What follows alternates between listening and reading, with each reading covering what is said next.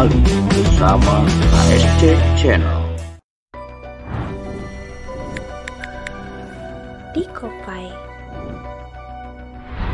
Assalamualaikum warahmatullahi wabarakatuh. Gimana kabar teman-teman? Mudah-mudahan semuanya tetap sehat, tetap semangat, dan tetap bahagia. Masih bersama ASC Channel di Kopai, dialog konten pendidikan agama Islam. Hari ini kita akan belajar satu materi di kelas 12 dengan tema berpikir kritis. Yuk, check it out. Assalamualaikum sis. Waalaikumsalam. Sis, yang disebut ulil albab itu siapa sih? Quran Surah Al-Imran ayat 190 sampai 191 ya. Kelas 12. Iya sis. Kan dijelasin di ayat 191. Masa sih sis?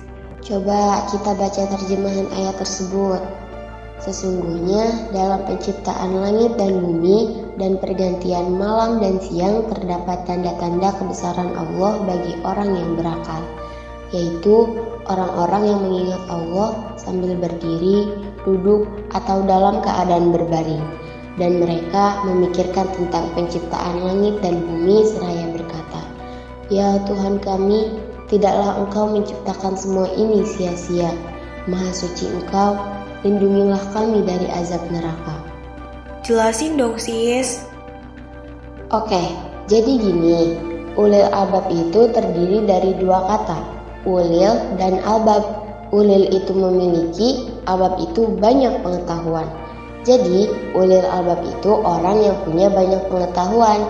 Bahasa kitanya mah pemikir atau ilmuwan. Oh, bentar sis.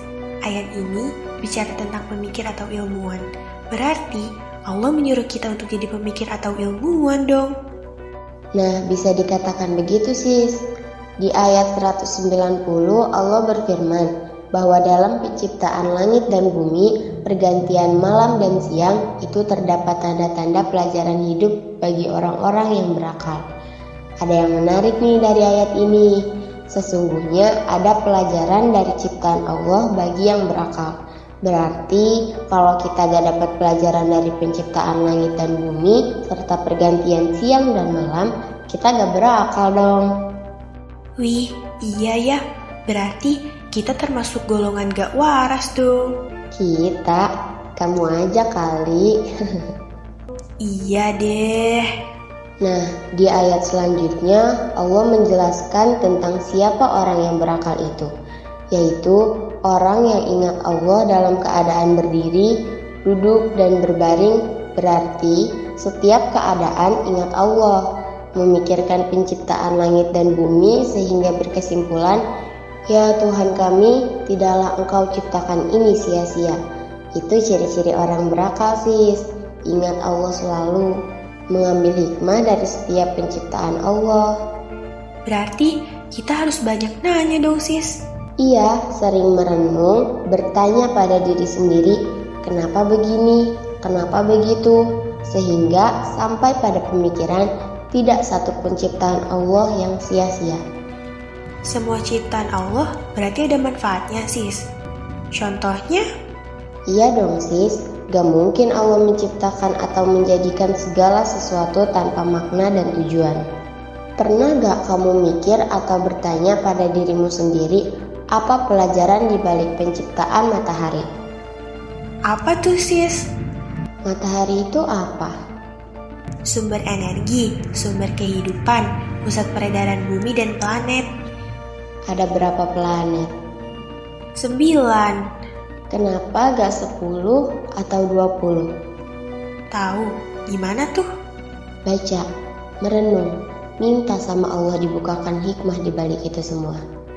Tapi itu mah terlalu berat, nanti kita bahasnya. Sekarang mah kita bahas alih siang dan malam saja. Kenapa Allah menjadikan siang dan malam? Agar bisa kerja dan istirahat. Oke, coba bayangin kalau siang terus atau malam terus. Wah, repot sis, gak seimbang kehidupan. Yaps, selain itu, di balik pergantian siang dan malam, pergantian gelap dan terang, ada pelajaran buat kita sis. bahwa hidup kita itu akan mengalami sisi gelap dan sisi terang.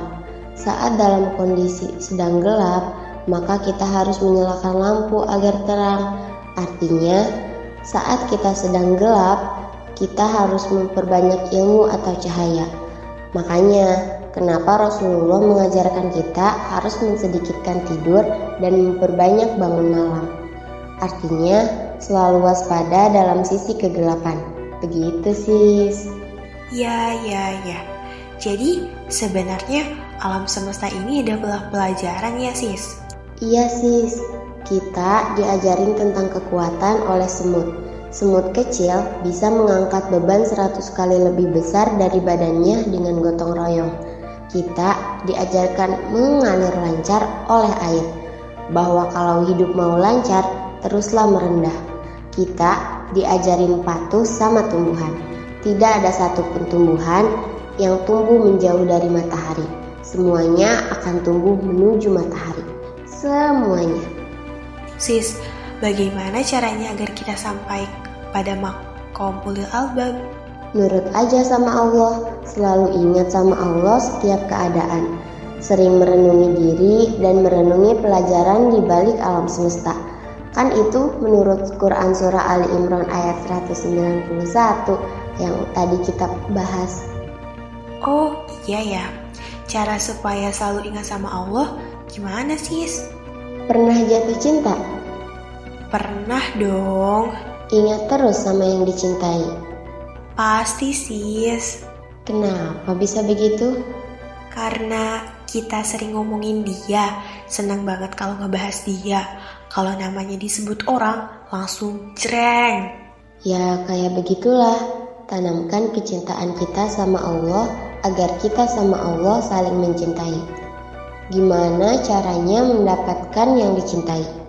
Usaha dong, sis. Segala pendekatan, rayuan, dan pengorbanan dilakukan demi mendapat cintanya. Bila perlu, cinta ditolak, dukun bertindak. Hahaha. Nah, itu tahu. Tinggal kita geser cinta kita pada Allah.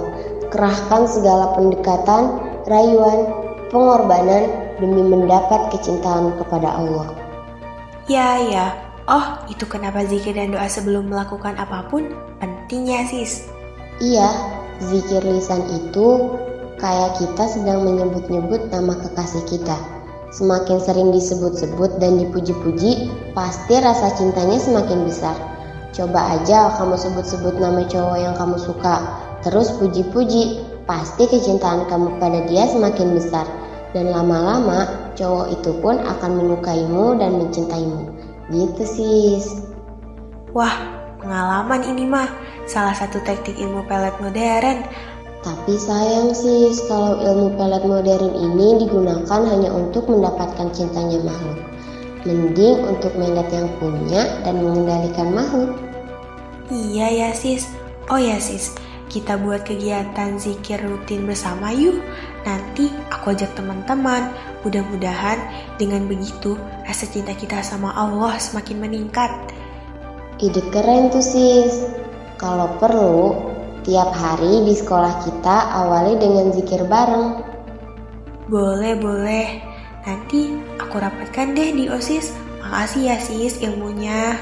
Jangan terima kasih sama saya. Ilmunya kan dari Allah. Kita sama-sama berterima kasih sama Allah. Alhamdulillahirrabbilalamin. Udah dulu ya, sis. Assalamualaikum. Waalaikumsalam warahmatullahi wabarakatuh. Gimana teman-teman? Udah paham ya? Makna Quran surat Ali Imran 190-191.